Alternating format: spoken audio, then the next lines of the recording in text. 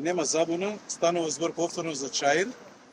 Чаир како општина е поделена во две изборни единици, изборна единица 1 и изборна единица 2. Во изборна единица 1 има 52 избирачки места, а во изборна единица 2 има 36 избирачки места. Од тука, значи, по записникот имаме 248 гласа, а во финалните резултати на Државната изборна комисија имаме 21 глас, што значи дека е употребен делител 12. Во случајот на Добрила е употребен делител 7, кај Самка во изборна единица 5 е употребен исто така делител 7.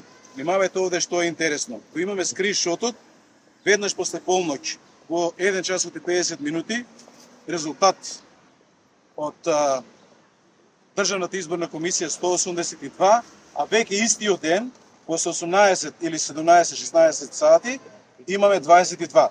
Тоа значи дека е направен класичен изборен инженеринг. Ова се сврсти материјални докази, станува збор за упад во изборни резултати. Делата против избори се кривични дела кои што не застаруваат и сакам да знаете дека серија на адвокати, група на адвокати работи за проценка на серија од кривични дела. Кривичната пријава ќе биде против председателот на Државната изборна комисија, но не е исклучено да биде и против целата Државна изборна комисија, затоа што станува збор за упад во софтверот. Ако овдека е применет истиот Доминион модел 2020 година, кога го презема од 12:20 некој центар на моќ целиот систем и ги масакрираше изборните резултати, го киднапираше софтверот и ги штелуваше како што сакаат, истото тоа се повторува и сега на овие избори 2024 и на претседателските и на парламентарните избори.